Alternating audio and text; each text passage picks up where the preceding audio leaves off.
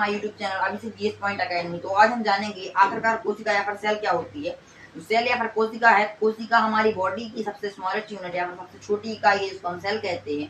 जो या फिर कोशिका या फिर सेल है उसका साइंटिफिक या फिर बायोलॉजिकल नेम क्या है? साइटो। क्या है बायोलॉजिकल नेम? साइटो है। और इसके अध्ययन को, इसकी पढ़ाई को हम क्या कहते हैं? साइटोलॉजी कहते हैं। क्या कहते हैं? साइटोलॉजी कहते हैं। और जो कोशिका है, कोशिका की पहली खोज की थी रॉबर्ट हुक ने। किसने की थी? कोशिका की पहली खोज रॉबर्ट हुक ने की थी। जिन्होंने मृत कोशिका की खोज की थी। और कोशिका की दूसरी खोज की थी लेवेनहुक ने। किसने खोज की थी दूसरी कोशिका की? कोशिका की दूसरी खोज किसने की थी? लेवेनहुक ने, जिन्होंने जीवित कोशिका की खोज की थी। हमारी बॉडी में लगभग 3.7 ट्रिलियन कोशिकाएं हैं। कितनी हैं? लगभग, फिक्स कभी नहीं हो सकता, लगभग 3.7 ट्रिलियन कोशिकाएं हैं। हम वीडियो के इस पार्ट में सिर्फ कोशिका के 2 पार्ट्स को ही पढ़ेंगे, क्योंकि अगले पार्ट्स में बाकी पार्ट्स को पढ़ेंगे धीरे धीरे, क्योंकि अगर एक साथ पढ़ेंगे तो वो नहीं पाएगा, बहुत टाइम लग जाएगा।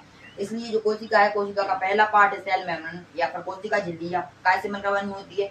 जब कोशिका को सुरक्षा प्रदान करती है। और यह प्रोटीन प्लस लिपिड से मिलकर बनी होती है।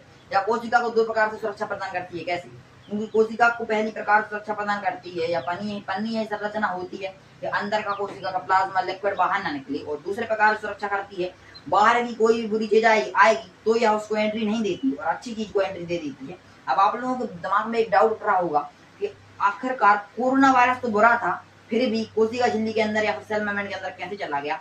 इसका जवाब मैं दूसरी वीडियो में दूंगा।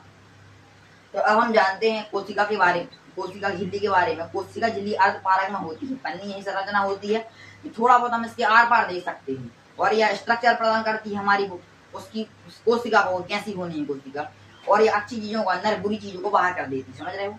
अभी मैंने बताया। अब हम आते हैं सेल वॉल पर या फिर कोशिका भित्ति पर, जिसको हम कोशिका भित्ति कहते हैं। या कोशिका भित्ति सेलुलोज से मिलकर बनी होती है, या उसी सेलुलोज से मिलकर बनी होती है जो सेलुलोज पेड़ों में पाया जाता है, जिससे कागज बनते हैं। और ये जो कोशिका भित्ति या फिर सेल वॉल है, ये ह्यूमंस में या फिर किसी भी जानवर की कोशिका में नहीं पाई जाती।